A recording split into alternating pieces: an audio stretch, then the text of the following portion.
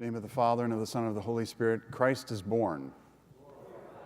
We changed the phrase now because we are past the 15th of November, which is the 40 days before Christmas.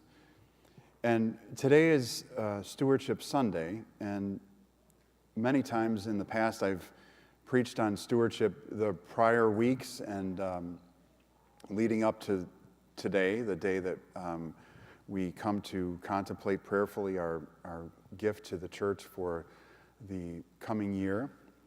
But I wanted to not take an inventory of the things that have been done in the church, but I want you to take a personal inventory of what the church has done for you.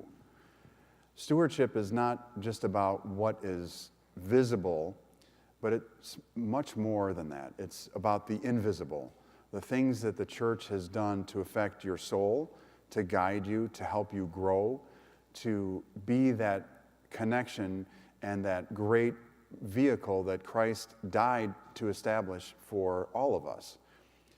You're here today because you know and you believe and are faithful to the tenets of the church and to coming to the church to pray, to receive the sacraments. But many times in the world, especially in today's day and age, we hear people say, I can do it on my own. All the things that I need to do, I can do on my own. And many things we can do on our own. We can feed ourselves for the most part. We can clothe ourselves. We can read by ourselves. We can do functions on our own. But when it comes to God, we cannot save ourselves. And that is a critical understanding in the theology of the church, that we are unable to save ourselves. It is God's mercy and His grace alone that saves us. So for those who say, well, I don't need the church, I can go do my thing out on my own and pray on my own and commune with God in a way that's comfortable and easy for me to do, miss the point of the grace of salvation that comes through the church that Christ Himself established.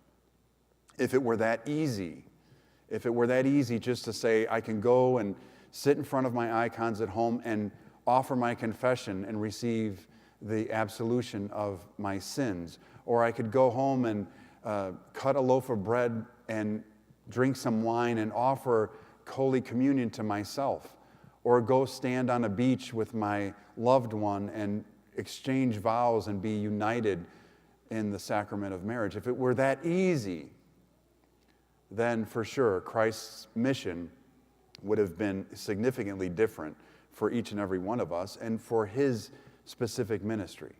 He would have said, you're all doing a wonderful job. Go out and do what you're supposed to do for each other and don't mind anything.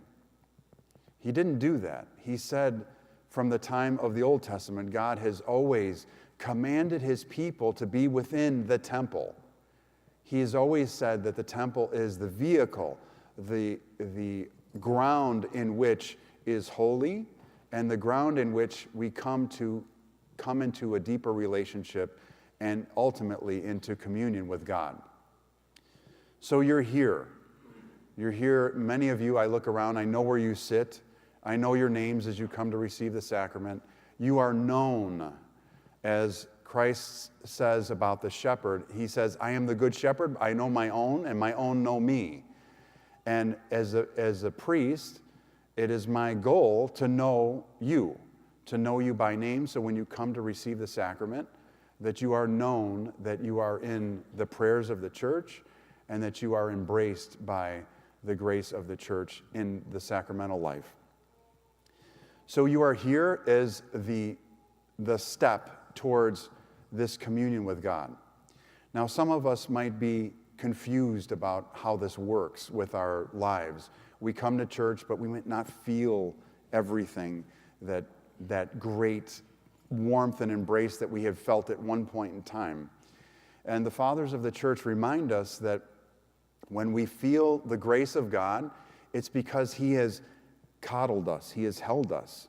And then as we grow, provided we don't turn our back on God, He lets us go a little bit, and He lets us walk, just like a parent lets a child walk. And He lets them walk, and He lets every one of us walk. And he is waiting there to receive us again and to hold us. And if we falter and we fail, all we have to do is call out to God.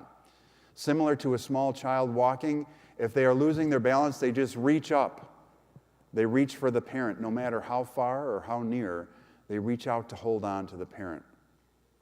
That's what the church is about reaching out in the times when we feel we're falling and we're failing and we're in need and we're desperate for that grace, that embrace of God.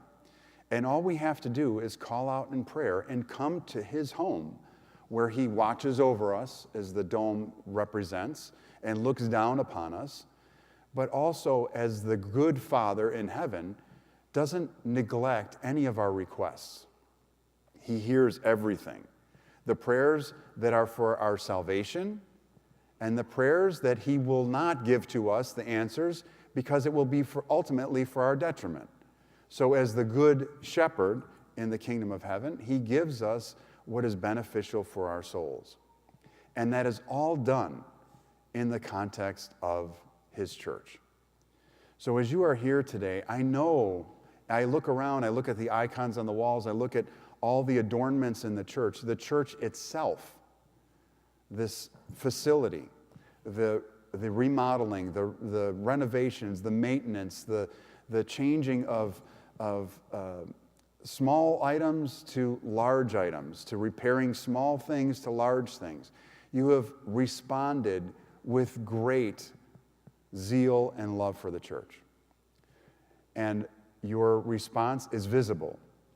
It's very visible. Because when you look around and you look even at the relics up here in the front of the church, and now it's kind of, as I was at a dinner recently for an anniversary of a parish, and I was sitting with a table full of priests, and they were saying, how is this possible? How is this happening for you and in your community? And I said, it's because of three things.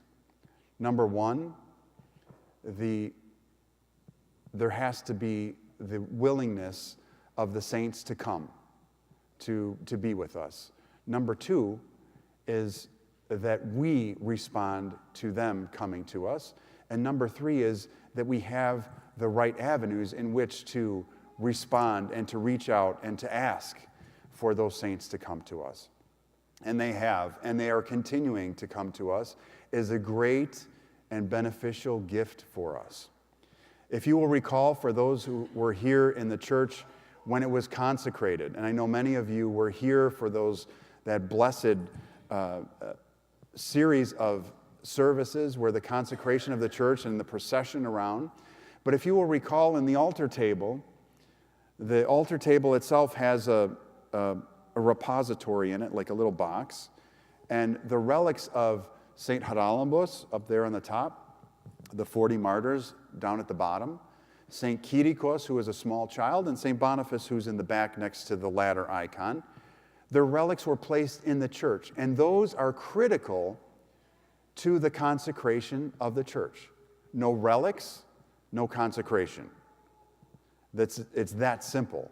You can put myrrh, the chrism on the icons in the church, but without the relics being placed within the altar table of martyrs, at least 3 martyrs, there is no consecration.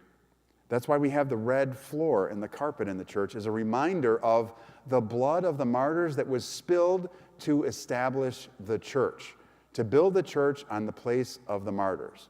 So the martyrs are placed, the relics are placed in the altar table as the critical key to the consecration of the church.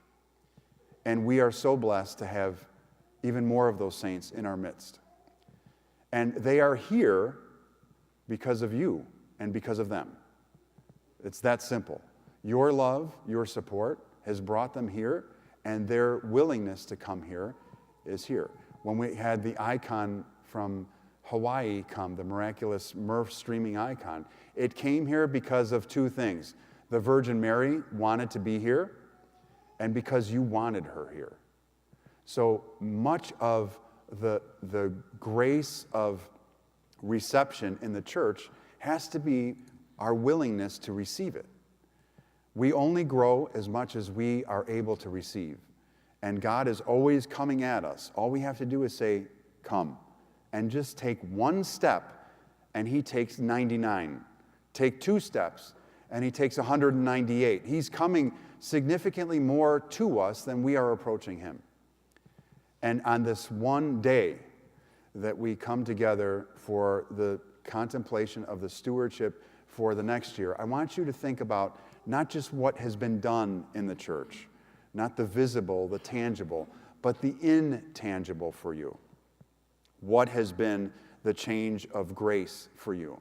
What has been the uplifting? What has been the miracles that you have experienced or you've heard about as inspiration and as guidance to lighten your life and to bring it closer to God and realize that God is not dead and that he is very much alive and very much active in the whole of the church and especially here in our Church of St. Athanasios.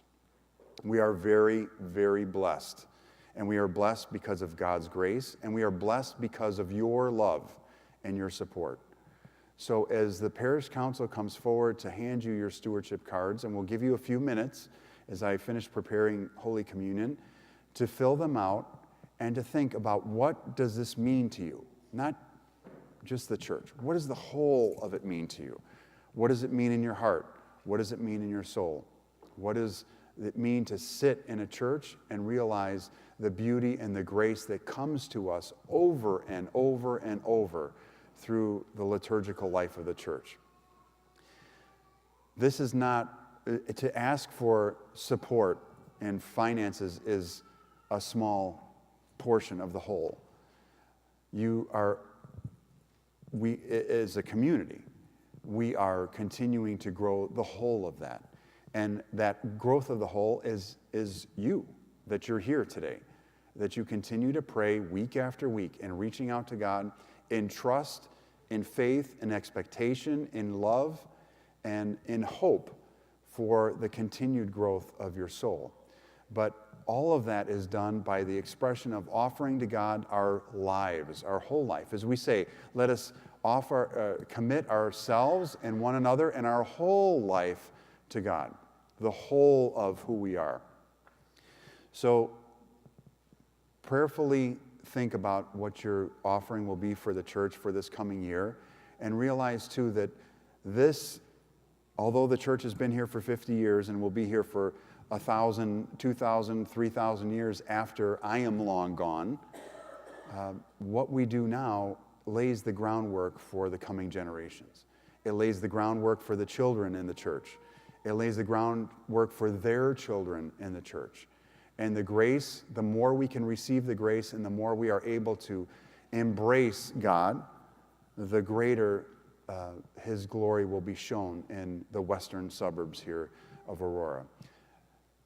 Think about what this means to you, and as you think of that, please fill out your stewardship card and prayerfully contemplate what you would like to offer and to give to the church to help it continue to grow in the many ways that it grows, and also to help you to grow in the many ways that you are growing as well.